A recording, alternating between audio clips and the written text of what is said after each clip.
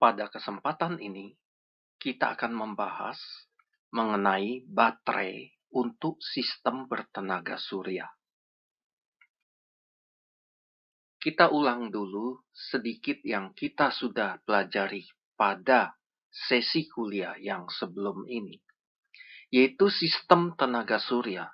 Itu bisa kita bagi atas yang off-grid atau stand-alone, yang on-grid atau grid tie, dan yang hybrid.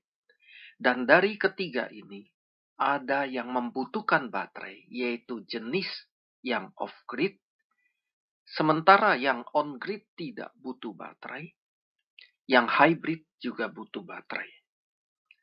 Yang on-grid tidak membutuhkan baterai karena dia menggunakan jala-jala atau grid sebagai tempat untuk menitipkan energi. Sementara yang off-grid maupun yang hybrid membutuhkan baterai untuk menyerap kelebihan pemakaian supaya bisa dipakai pada kesempatan di saat matahari sudah terbenam. Yang off-grid karena tidak terhubung ke grid, maka dia butuh untuk menyalakan peralatannya pada malam hari. Sementara yang hybrid itu digunakan untuk mengurangi masalah karena fit-in tarif yang mungkin rendah. Ini adalah sistem yang off-grid, yaitu baterainya itu dicas pada siang hari sambil sebagian energi dipakai untuk beban DC. Sementara kalau kita ingin beban AC, tinggal tambahkan inverter saja. Nah, yang disebut baterai di sistem off-grid ini bisa saja hanya baterai yang satu buah baterai atau banyak baterai yang dihubungkan seri dan paralel membentuk yang disebut baterai bank. Ini adalah sistem rooftop yang hybrid, di mana pada siang hari panel surya yang terpasang di atap memanen energi dari cahaya matahari, menghasilkan listrik DC yang diubah oleh grid tie inverter menjadi AC untuk dipakai pada beban.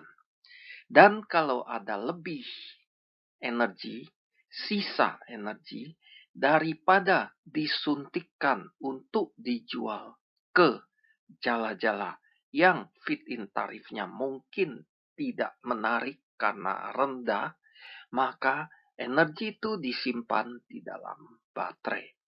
Pada malam hari, di mana tidak ada cahaya matahari, tidak ada listrik DC dihasilkan oleh panel surya, maka baterai ini digunakan untuk membangkitkan listrik untuk mencatu pada beban-beban ini. Dengan demikian, jumlah ekspor dan impor energi pada sistem hybrid ini bisa dikurangi. Ini adalah sistem hybrid yang tidak mempunyai fungsi UPS. Pada sistem hybrid yang menggunakan fungsi UPS, ada terpisah antara panel MCB untuk ke jala-jala dan panel MCB untuk peralatan di rumah, sehingga sekalipun listrik dari PLN mati, maka peralatan listrik di rumah tetap bisa mendapatkan catu dari baterai. Ini tidak membutuhkan anti-islanding di sisi ini, tapi di sisi ke PLN dia tetap membutuhkan fungsi anti-islanding. Jadi ini seperti UPS bagi ini.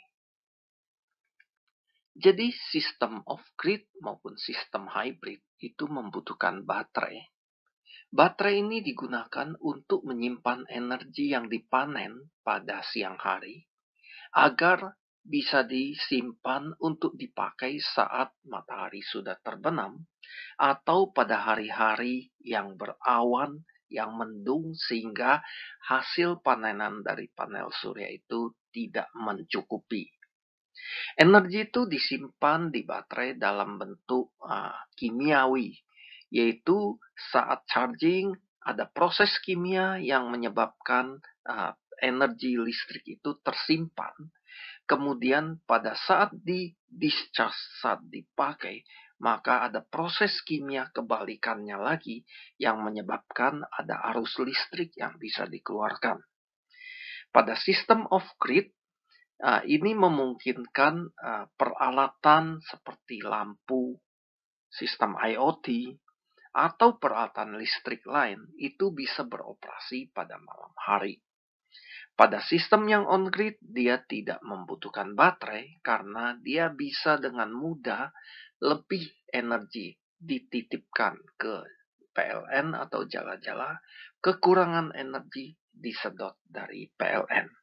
Jadi, fungsi baterai dapat dilihat pada gambar di bawah, yaitu dia menyimpan energi dalam saat charging di siang hari, lalu mengeluarkan energi listrik saat discharging pada saat beban membutuhkannya, sementara dari panel surya tidak dihasilkan energi listrik yang memadai. Ini adalah beberapa hal yang perlu kita ketahui mengenai baterai. Pertama, umur baterai atau lifetime dari baterai itu tidak ditentukan semata-mata dari lamanya dia dipakai, tetapi terutama ditentukan oleh jumlah discharge cycle. Jadi, baterai itu dari pabrik sudah dikasih spesifikasi bahwa baterai yang dia keluarkan itu umurnya adalah sekian cycle charge discharge. Jadi, kalau baterai itu dalam satu hari terlalu banyak siklus charge discharge, maka umur baterai itu akan cepat habis atau cepat mati. Nah, baterai yang sudah mati itu menjadi beban bagi lingkungan karena dia itu dalamnya adalah bahan kimia. Baterai juga tidak boleh didischarge sampai terlalu dalam. Kenapa? Karena terlalu dalam akan ada kerusakan kimia di dalam sehingga umur baterai itu menjadi pendek. Kemudian kapasitas baterai biasanya dinyatakan dengan ampere jam, tapi ada juga yang memakai watt jam. Baterai juga bisa digunakan lebih dari satu yang dikonek satu sama lain secara seri paralel membentuk yang disebut battery bank. Kalau dihubungkan seri, maka dia akan menaikkan tegangan dari sistem baterai bank ini. Kalau dihubungkan paralel, maka dia akan menaikkan arus dari sistem baterai ini. Ada berbagai jenis baterai yang dipakai pada sistem bertenaga surya. Saat ini, yang paling banyak dipakai adalah baterai yang masuk dalam keluarga yang disebut lead acid. Baterai ini itu terdiri dari elektroda yang negatif dan elektroda yang positif, yang masing-masing terbuat dari bahan yang negatif itu dari bahan lead atau Pb, kemudian yang positif dari bahan lead dioxide. Kemudian di antara mereka itu direndam dalam cairan elektrolit yaitu asam sulfat. Dan satu sel ini akan menghasilkan tegangan sebesar 2 volt sehingga kalau digunakan 6 sel dipaket jadi satu saling dihubungkan seri, maka akan menghasilkan tegangan 12 volt. Jadi ini adalah tegangan yang umum kita jumpai pada baterai yang sering kita temui pada sistem berenergi surya. Tentunya ada baterai dengan nilai tegangan yang lain juga, misalnya 24 volt atau 6 volt. Ya. Nah, baterai yang dipakai, lead acid yang dipakai untuk sistem bertenaga surya itu biasanya itu di-seal. Di-seal artinya baterainya itu tidak ada cairan yang perlu diisi. Cairannya sudah ada di dalam, dia sudah di-seal sehingga tidak tumpah. Itu namanya seal lead acid. Atau nama lainnya adalah VRLA, yaitu valve regulated lead acid. Kalau sistemnya gede, kadang-kadang tidak digunakan baterai jenis VRLA, tapi digunakan baterai basah yang tentu saja perlu di-maintain kadar dari cairan elektrolitnya. Jadi itu membutuhkan maintenance biasanya pada sistem yang besar. Sementara itu, ada juga baterai jenis lain yang lebih bagus daripada lead acid, yaitu contohnya adalah baterai nikat, nickel metal hydride, lithium polymer, lithium ion. Tapi baterai-baterai ini biasanya jarang dipakai untuk sistem bertenaga surya karena harga baterai yang jenis-jenis yang lebih baik ini biasanya lebih mahal sehingga tidak ekonomis untuk sistem bertenaga surya. Dia cocok untuk sistem bertenaga surya yang agak high-end, misalnya pada pesawat terbang bertenaga surya, pada kendaraan listrik, pada satelit, pada BTS, dan sebagainya. Dan harganya tentu saja diharapkan akan terus turun karena kebutuhan oleh kendaraan listrik. Maka diharapkan di kemudian hari baterai jenis lithium ion ini akan menjadi pilihan yang cocok untuk sistem bertenaga surya juga. Baterai lithium ion bisa dilihat contohnya seperti ini. Ada lithium ion, ada lithium polimer. Bedanya lithium polimer itu elektrolitnya itu pakai gel, sementara ini elektrolitnya itu cair lithium ion itu. Dan dia mempunyai dua elektroda, yang satu dari bahan aluminium sebagai katodenya yang akan mengeluarkan tegangan positif, dan yang dari bahan tembaga yang akan mengeluarkan tegangan negatif, itu disebut anodenya dia. Yang di katode itu dilapisi dengan bahan oksida metal. Kemudian yang di anoda itu dilapisi dengan bahan karbon. Sedemikian sehingga litiumnya bisa berada di sini, bisa berada di sini, dan saat dia berada di sini, maka dia itu bisa melepaskan elektron yang akan keluar dari elektroda negatif ini untuk ke beban lari ke sini, sementara litiumnya sendiri menjadi ion dan akan pindah ke elektroda yang satu lagi, yaitu katoda. Dan supaya dia tidak berpindah tanpa adanya beban dari luar, maka dikasih semacam separator di sini. Kalau separator ini rusak, maka terjadi perpindahan yang tidak terkontrol yang bisa menyebabkan baterai ini meledak atau menjadi panas. Nah, ini adalah salah satu bahaya yang sering terjadi pada baterai jenis lithium ion. Karena itu, baterai lithium ion itu perlu dilengkapi dengan sistem elektronik pelindung yang disebut BMS, Battery Management System, yang tujuannya adalah untuk mencegah dia overcharge, mencegah dia juga over discharge. Dan lithium ion cell ini, satu selnya, ini adalah satu sel, itu mempunyai tegangan sebesar 3,7 volt, ada juga yang dari 3,2 volt. Itu tergantung bahan yang dipakai untuk metal oksidanya di sini. Selain itu, untuk sistem-sistem yang besar, sering juga digunakan sel lead acid yang satu sel tapi mempunyai kapasitas arus yang besar. Ini adalah single cell lead acid yang mengeluarkan tegangan 2 volt tapi kapasitas arusnya bisa sangat besar.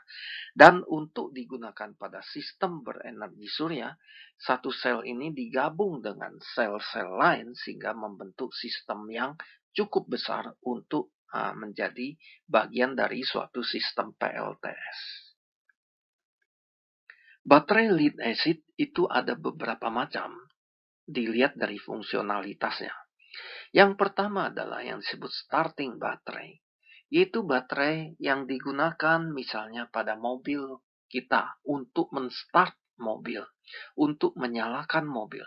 Baterai ini punya karakteristik, dia harus bisa memberikan arus mendadak yang besar, tapi tidak untuk jangka waktu yang panjang. Karena itu baterai ini sedemikian rupa didesain bisa kasih arus yang besar saat dibutuhkan untuk starting, tapi tidak boleh didischarge terlalu dalam. Kira-kira 2-5% depth of discharge-nya saja diperbolehkan.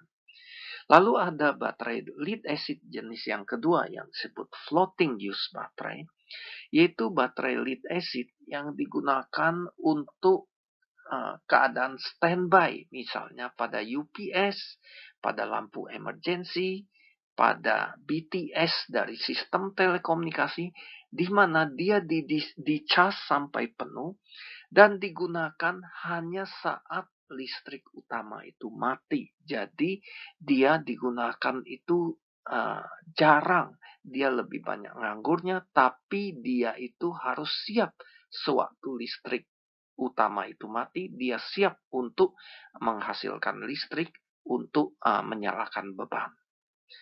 Baterai lead acid jenis yang ketiga adalah deep cycle baterai. Deep cycle baterai inilah yang cocok untuk sistem bertenaga surya. Dia itu didesain sedemikian rupa, dia memberikan arusnya itu tidak terlalu besar, tapi bisa untuk jangka waktu yang panjang, dan dia bisa didischarge untuk sampai cukup dalam, yaitu depth of discharge-nya itu bisa sampai 20 atau sampai 80%. Baterai ini yang cocok untuk sistem bertenaga surya, untuk lampu bertenaga surya, untuk UPS juga bisa, untuk kapal, untuk RV, recreational van juga bisa, untuk EV yang kecil-kecil bisa, tapi untuk EV yang cukup maju biasanya sekarang sudah menggunakan lithium ion. Dari bahan yang digunakan di dalam baterai, baterai lead acid itu bisa dibagi atas baterai basah atau flooded cell atau wet cell. Itu adalah baterai yang air akinya itu perlu di-maintain. Jadi ada cairan yang bisa diisi, yang bisa menguap di dalamnya. Kemudian baterai jenis maintenance free itu sebenarnya adalah wet cell juga, tetapi dibuat suatu sistem siklus kalau dia menguap dicairkan kembali di dalam, sehingga dia itu tidak membutuhkan pengisian air aki, tidak perlu dicek air akinya secara berkala. Jadi dia maintenance free. Baik wet cell maupun maintenance free baterai ini cocok untuk mobil, tetapi tidak cocok untuk sistem bertenaga surya. Yang cocok untuk sistem bertenaga surya adalah yang disebut gel baterai maupun dry baterai atau AGM. AGM singkatan dari Absorbed Glass Matte Battery. Gel baterai itu adalah baterai yang elektrolitnya itu dicampur dengan bubuk silikon sehingga dia berbentuk gel. Jadi bukan lagi cairan, tapi berbentuk gel. Kemudian yang AGM adalah antara elektroda itu diberikan semacam anyaman dari fiberglass sehingga elektrolitnya itu berada diserap di dalamnya sehingga baterai itu seperti kering, tidak bisa tumpah karena cairannya itu ada di antara celah-celah dari anyaman fiberglassnya. Nah, baik gel baterai maupun AGM baterai itu masuk ke dalam kelompok yang disebut VRLA atau SLA. VRLA singkatan dari Valve Regulated Lead Acid, SLA singkatan dari Seal Lead Acid. Nah, kedua jenis baterai ini cocok untuk sistem bertenaga surya. Sekarang kita akan melihat prinsip kerja dari baterai lithium ion. Pertama kita lihat dulu strukturnya seperti terlihat di gambar ini. Dia terdiri dari dua elektroda, yaitu elektroda yang akan mengeluarkan tegangan positif disebut katode, elektroda yang akan mengeluarkan tegangan negatif disebut anoda. Katode terbuat dari bahan aluminium yang dilapisi dengan bahan metal oksida yang berpori. Metal oksida ini bisa nikel oksida, bisa kobal oksida, bisa mangan oksida, atau compound yang lain. Kemudian, elektroda negatif dibuat dari bahan tembaga yang dilapisi dengan grafit yang juga berpori. Di antara mereka itu terdapat elektrolit. Kemudian di tengah-tengah dikasih semacam pembatas untuk mencegah litiumnya mengalir secara liar di dalam. Pembatas ini bersifat semi-permeable. Pada saat baterai ini penuh, maka litiumnya, atom-atom litiumnya akan berada di antara lapisan-lapisan grafit yang ada di kutub negatif atau anoda. Proses dia tersusun rapi di antara lapisan grafit itu disebut interkalasi. Pada saat itu, kalau kita memasangkan beban di luar kepada kedua elektroda, maka litium yang ada di kutub negatif ini akan melepaskan elektron pada kulit terluarnya. Elektron itu akan keluar dari elektroda ini, lalu akan mengalir di beban, lalu lari ke kutub positif. Sementara litiumnya yang sudah melepaskan elektronnya, yang disebut proses oksidasi, dia akan menjadi ion litium. Ion litium ini bisa mengalir menembus lapisan semi-permeable ini. Kemudian di sini dia akan menangkap kembali elektron yang tadi mengalir dari kutub negatif ke kutub positif. Proses itu disebut reduksi. Dan dia berubah menjadi atom litium kembali. Dan atom litium ini akan tersusun rapi, terinterkalasi di antara poros-poros dari metal oksida. Dia akan membentuk litium metal oksida. Bisa litium nikel oksida, litium kobal oksida, dan sebagainya. Proses ini akan berlangsung terus sehingga beban itu menyala sampai satu saat di mana kutub negatif ini sudah kehabisan litiumnya. Saat itu baterainya kita bilang sudah kosong. Dan saat baterai ini kosong, kita perlu mencas ulang baterai itu kembali. Maka kita menghubungkan sumber tegangan luar, positifnya kita hubungkan ke kutub positif, negatifnya kita hubungkan ke kutub negatif dari baterai, sehingga elektron itu akan mengalir dari sini karena litiumnya mengalami oksidasi lagi, mengeluarkan elektronnya mengalir di sini, sehingga seakan-akan muatan positif mengalir ke sini. Dia berubah menjadi ion litium kembali. Ion litiumnya bisa menembus kembali lapisan pembatas ini, lalu dia di sini menangkap kembali elektronnya, dia menjadi atom litium yang terinterkalasi di antara poros lapisan-lapisan dari grafit ini. Sampai satu saat chargingnya mencapai penuh, tidak ada lagi atom litium di kutub positif ini, dan atom litiumnya semuanya berkumpul di kutub negatif. Dia di antara lapisan dari grafit. Demikian cara kerja dari baterai lithium ion. Baterai lithium ion itu ada berbagai jenis, tergantung dari bahan metal oksida yang hijau-hijau ini yang dipakai untuk elektroda positifnya. Yang paling umum adalah LCO atau lithium cobalt oxide atau LiCoO2. Jadi yang dipakai di lapisan metal oksida berporos di elektroda positifnya atau katodanya itu adalah oksida kobalt, sementara di elektroda negatifnya memakai grafit. LCO ini mempunyai lifetime yang relatif pendek, 500 sampai 1000 siklus charge-discharge. Dia tidak bisa dicas dengan arus yang terlalu tinggi, tidak bisa di-discharge juga dengan arus yang terlalu tinggi. Maksimumnya adalah 1C. C ini adalah kapasitas yang biasa kita temui pada baterai, misalnya 1000 miliampere jam. Berarti C-nya adalah 1000 miliampere atau 1 ampere. Jadi 1C ini adalah 1 kali 1 ampere untuk baterai jenis itu.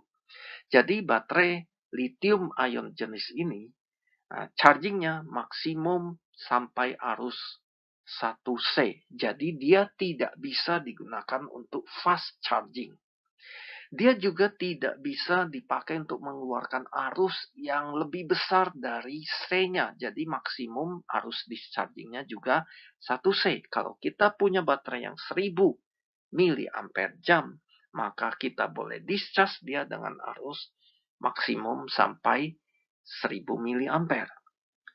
Lalu energi spesifiknya yaitu kepadatan energi yang bisa disimpan dalam dia, yang diukur dalam watt jam, yaitu energi per kilogram beratnya, itu lumayan 200 watt jam per kilogram.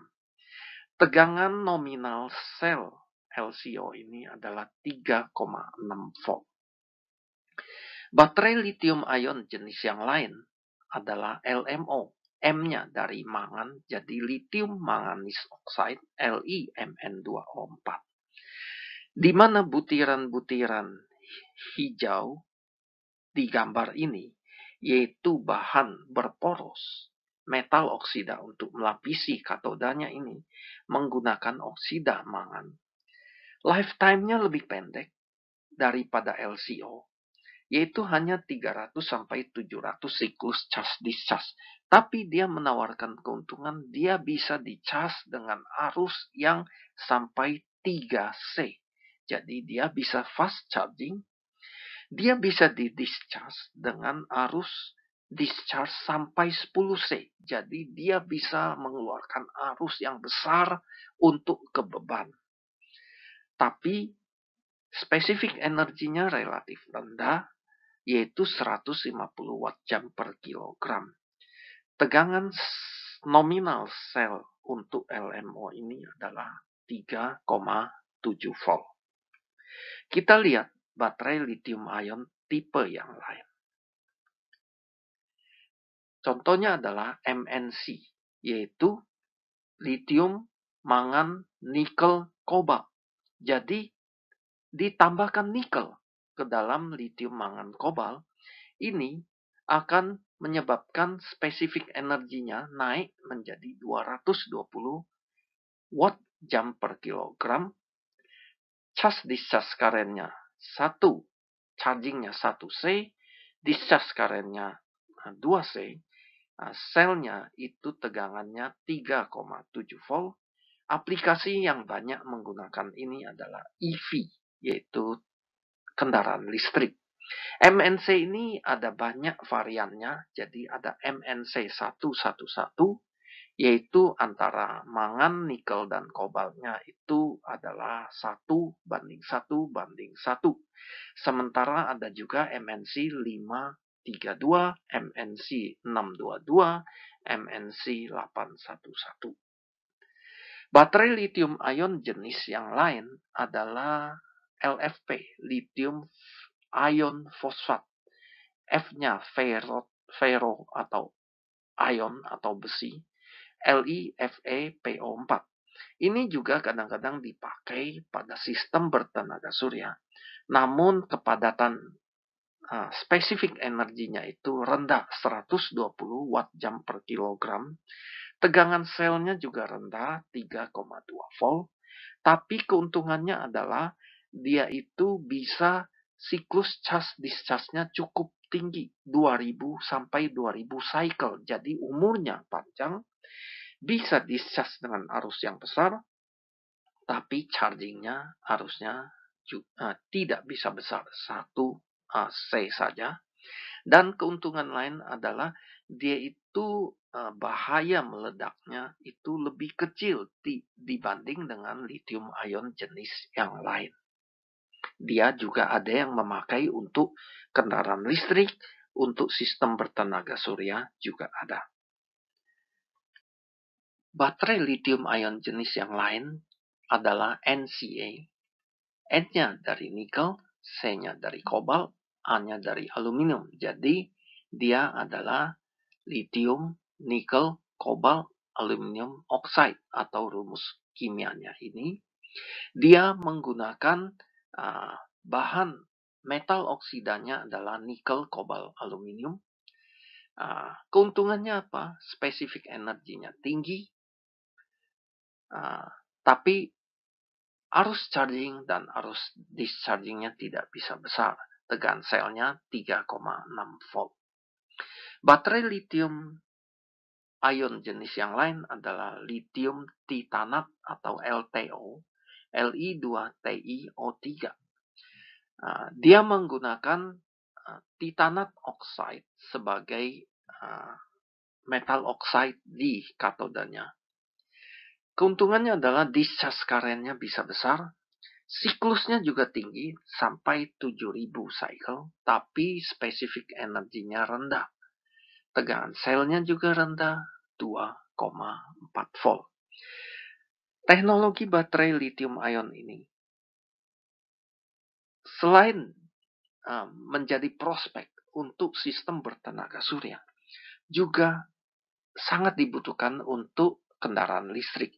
Maka teknologi lithium ion baterai ini akan berkembang sampai satu saat mencapai spesifik energi yang tinggi, charge dan discharge current yang bisa besar, lalu siklus lifetime-nya yang juga panjang. Dan ini selain akan bermanfaat untuk perkembangan EV, juga kalau harganya cukup rendah, itu juga akan bermanfaat untuk sistem bertenaga surya. Sekarang kita akan melihat beberapa parameter dari baterai. Yang kita bisa lihat pada gambar di sini, 0 adalah kondisi baterai kapasitas kosong, 100% adalah kapasitas penuh baterai. Baterainya terisi berapa? Ditandai dengan warna pink yang ada di gambar ini. Ini disebut state of charge. Jadi berapa persen baterainya terisi? Itu adalah SOC-nya, state of charge dari baterainya. Sementara lawannya adalah DOD, depth of discharge, yaitu berapa persen kekosongan baterai itu. Ini disebut depth of discharge atau DOD. Semakin baterai itu kita pakai, DOD-nya membesar, SOC-nya mengecil. Baterai jenis deep discharge itu memperbolehkan DOD sampai 80%. Sementara baterai yang tidak didesain khusus untuk deep discharge itu maksimum DOD-nya itu hanya sampai 5%. Kemudian tegangan baterai itu juga bisa dinyatakan dengan yang disebut tegangan terminal saat diberi beban. Jadi saat dipakai, tegangannya jatuh jadi berapa volt. Atau saat tidak diberi beban, tegangannya disebut open circuit voltage. Itu berapa volt. Jadi ada tegangan terminal, ada tegangan open circuit dari baterai yang bersangkutan. Kemudian, baterai pada kenyataannya itu mempunyai tahanan dalam akibat ada tumpukan komposisi kimia yang menghalangi proses baterai itu bekerja. Internal resistance ini bisa berbeda saat charging dan discharging, dan akan tergantung dari state of charge dari baterai. Kalau suatu baterai internal resistance-nya naik, maka dia akan efisiensinya menurun dan akan menyebabkan masalah stabilitas thermal, di mana saat di-charge maupun di-discharge, baterai ini akan menjadi panas karena banyak energi yang hilang pada internal resistance yang terhubung seri dengan baterainya. Sehingga lama-lama baterai itu menjadi dipakai sebentar sudah habis, di-charge sebentar sudah terasa penuh, sehingga dia nggak bisa menyimpan energi yang banyak.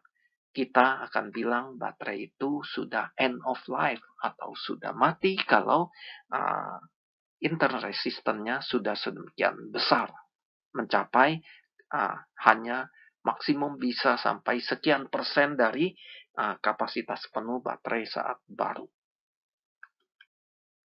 Selain itu, ada juga tegangan nominal, yaitu tegangan yang dijadikan referensi dari baterai yang bersangkutan untuk kita nyatakan dia itu normal atau enggak. Misalnya aki mobil kita, itu kita bilang tegangan nominalnya 12 volt, karena dia dibuat dari lead acid 6 sel, di mana tiap selnya punya tegangan nominal, tegangan saat dia normal itu 2 volt. Tegangan sebenarnya dia berapa? Bisa lebih tinggi kalau dia dalam kondisi state of charge yang tinggi, atau bisa lebih rendah kalau dia depth of discharge-nya itu tinggi. Selain itu ada tegangan yang disebut cut-off voltage, yaitu tegangan yang menunjukkan kalau dia mencapai tegangan itu, baterainya kita bilang kosong. Jadi 0% dari baterai dikaitkan dengan tegangan dari kedua terminal baterai itu jatuh sampai cut-off voltage. Dalam pemakaiannya, sistem load elektronika, load controller pada sistem kita itu harus memantau tegangan baterai. Tidak boleh sampai dia jatuh di bawah cut-off voltage, karena kalau di bawah cut-off voltage atau mencapai cut-off voltage berarti baterai itu menjadi kosong atau depth of discharge-nya 100%, dan itu bisa merusak baterai itu sendiri. Selain itu, baterai itu sering kita dengar baterainya berapa ampere jam. Itu adalah kapasitas nominal dari baterai. Jadi, baterai yang 10 ampere jam artinya baterai itu kalau di-discharge dengan arus sebesar 10 ampere, baterai itu akan dari penuh akan mencapai kosong, yaitu tegangannya mencapai cut-off voltage, itu dalam waktu 1 jam. Nah, 10 ampere jam, 10-nya disebut C. Jadi, C rate, 1 C rate. Jadi, dia di-discharge dalam C rate yang dispesify, itu dia habis waktunya 1 jam. Kemudian, kalau C rate-nya kita naikkan, jadi baterai yang 10 ampere jam kita discharge dengan arus 20 ampere, dia akan mempunyai nominal capacity yang menurun. Jadi dia bukan 10 ampere jam lagi. Jadi dia akan habis bukan dalam setengah jam, tapi lebih pendek dari setengah jam. Mirip dengan nominal capacity, ada nominal energy. Kalau nominal capacity dalam ampere jam, nominal energy itu dalam watt jam. Jadi nominal capacity dikali dengan tegangan nominal dari baterai itu akan mendapatkan nominal energy. Itu sama, yaitu dari baterai itu penuh, dia di-discharge sesuai dengan C rate-nya. Dia itu energinya akan habis, tegangannya turun sampai cut-off voltage itu dalam waktu 1 jam. Misalnya dia punya watt jamnya 10 watt jam, maka kalau dia di-discharge dengan daya 10 watt, dia akan habis dalam 1 jam. Kalau kita naikkan si rate-nya, maka nominal energi dari baterai itu akan menurun, sama seperti nominal capacity. Tadi kita sudah menyebut-nyebut si rate. Si rate adalah suatu angka yang menunjukkan arus discharge atau arus charging yang sesuai dengan nominal capacity dari baterai tersebut. Contoh, baterai yang kapasitasnya 10 ampere jam, dia akan mempunyai si rate 10 ampere. Selain itu, ada yang disebut specific energy, yaitu energi per satuan massa dari baterai itu. Jadi kemampuan baterai untuk menyimpan energi dibanding beratnya. Tentu spesifik energi yang tinggi menunjukkan baterai itu dengan berat yang tidak begitu berat, dia bisa menyimpan energi yang banyak. Baterai yang mempunyai spesifik energi rendah itu beratnya besar untuk kapasitas yang sama. Nah, ini akan sangat mempengaruhi saat dia dipakai untuk misalnya kendaraan listrik. Jadi baterainya berat tapi kapasitasnya kecil, itu tidak disukai. Diinginkan baterai yang spesifik energinya itu tinggi. Artinya dia mempunyai berat yang tidak terlalu berat untuk kapasitas energi yang besar yang bisa disimpan di dalam dia. Kemudian, specific power itu mirip dengan specific energy, tapi dinyatakan dalam powernya. Jadi berapa watt per kilogram dari baterai itu sendiri. Kemudian, cycle life adalah umur baterai.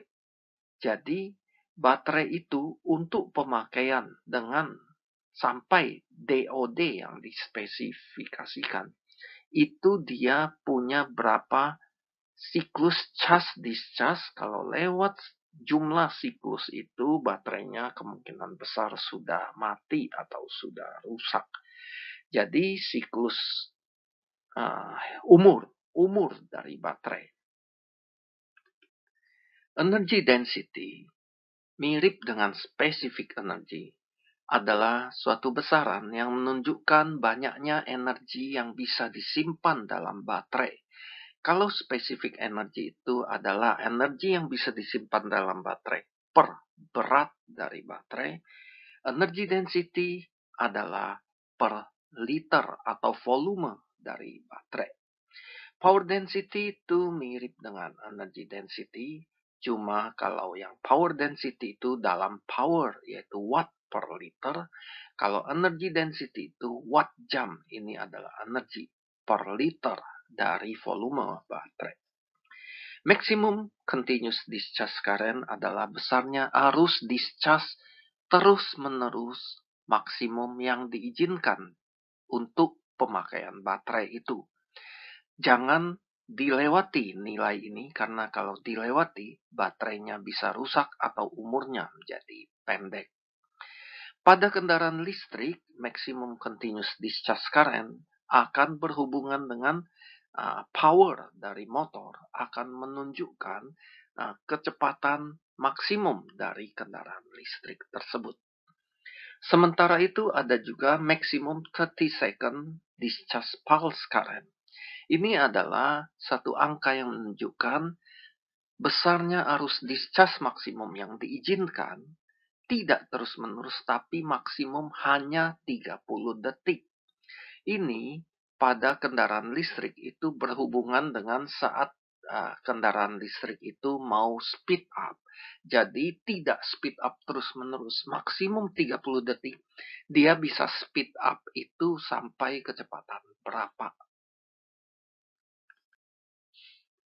Kemudian ada charge voltage, yaitu tegangan yang menunjukkan baterai itu sudah penuh, sudah terisi penuh. Kemudian float voltage adalah tegangan yang perlu diberikan pada baterai yang sudah penuh untuk mengkompensasi self-discharge dari baterai. Nah, kemudian ada recommended charge current adalah besarnya arus charging yang direkomendasikan untuk baterai. Dalam charging baterai, biasanya digunakan skema yang disebut constant current, yaitu di mana baterai itu di-charge dengan arus yang konstan sampai kurang lebih dia mencapai 70% state of charge, kemudian akan berubah jadi constant voltage dalam proses charging itu sampai dia mencapai penuh. Kurva ini menunjukkan umur dari baterai lead acid yang tipikal, di mana kapasitas penuh saat dia baru itu adalah 100%. Kapasitas sesudah dia dipakai sekian kali itu adalah mengikuti kurva ini.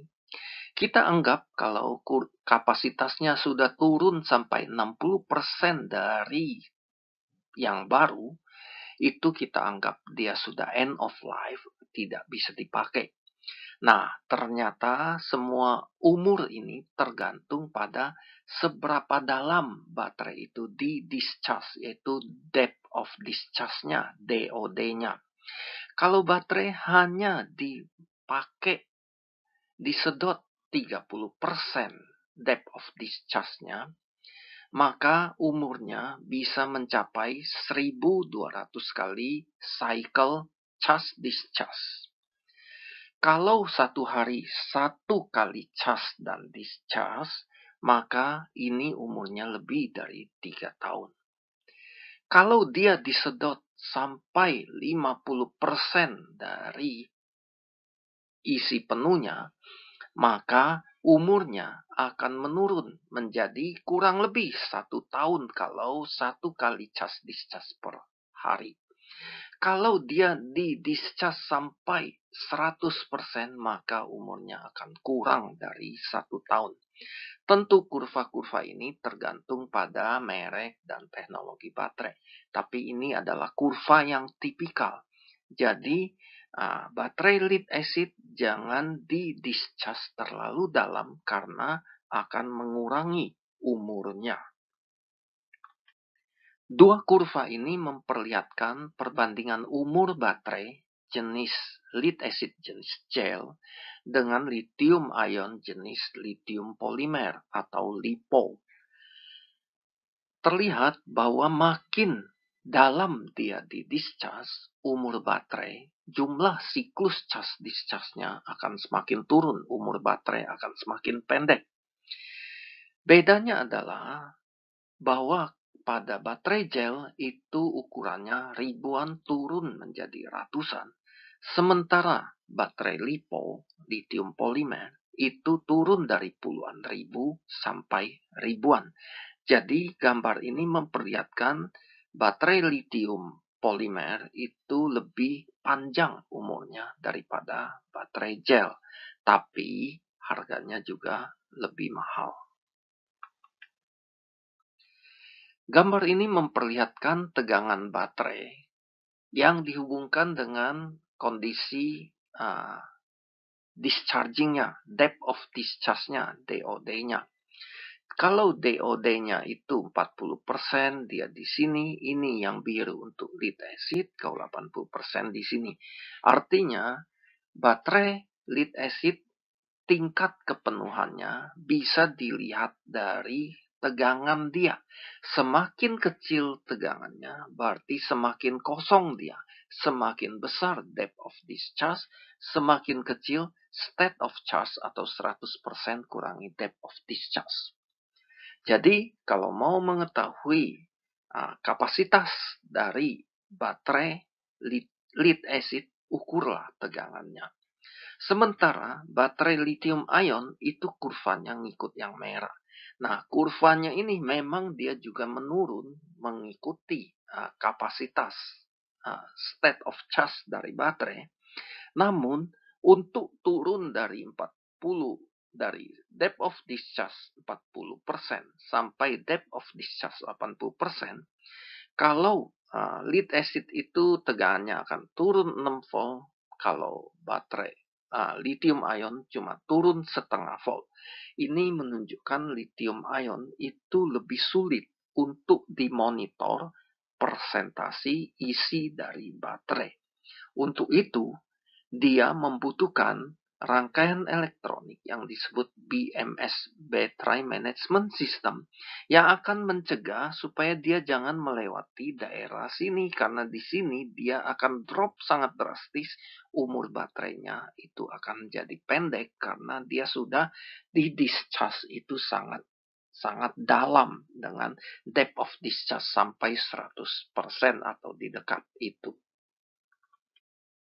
Kita akan melihat lagi C-rate dari baterai. Katakanlah sebuah baterai itu mempunyai kapasitas 20 ampere jam. Berapa C-rate-nya? 20 ampere itu adalah C-rate-nya.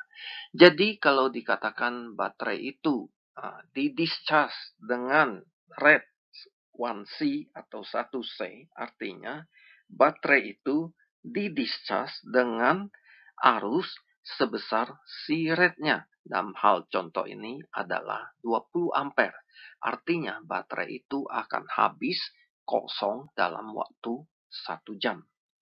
Kalau baterai itu di discharge dengan C-rate C bagi 10, artinya baterai itu di discharge dengan arus 1/10 dari C-nya, yaitu dia 20 ampere jam di sini, 20 ampere dibagi 10. Jadi dia di discharge dengan arus 2 ampere, sehingga dia baru akan habis sesudah 10 jam. C over 20 berarti baterai itu akan habis dalam waktu 20 jam. Dia di discharge 1/20 dari C-rate-nya. Sekarang kita sampai pada pekerjaan rumah dari sesi tentang baterai ini. Pertama, Anda diberikan misalnya baterai 12 volt, 50 ampere jam jenis SLA, lead acid, untuk sistem bertenaga surya. Dia dioperasikan dengan rate-nya C over 10 rate. Ya, discharge-nya dengan 1/10 dari kapasitasnya ini. Berapa lama waktu discharging dan berapa besar arus discharging untuk ini. Kemudian, berapa nominal energi dari baterai ini. Kemudian soal ketiga, jika baterai ini dipakai untuk misalnya lampu penerangan jalan bertenaga surya yang akan otomatis nyala sesudah matahari terbenam, dan kita memperbolehkan DOD sampai 30%. Berapa besar energi yang bisa dipakai untuk setiap malam? Dari sana kita bisa menghitung berapa watt lampu maksimum yang kita bisa pasang. Kemudian nomor 4 adalah jika untuk lampu malam yang akan nyala selama 12 jam, berapakah watt dari lampu itu? Nah, ini tadi ya berhubungan dengan soal nomor 3. Kemudian nomor 5, kenapa baterai lithium ion itu membutuhkan rangkaian BMS, Battery Management System. Nomor 6, kenapa kita jangan menggunakan baterai starting, yaitu baterai mobil, untuk sistem bertenaga surya kita. Ketujuh adalah, kenapa kita jangan mendischarge baterai sampai terlalu dalam. Demikian materi untuk sesi tentang baterai ini. Terima kasih.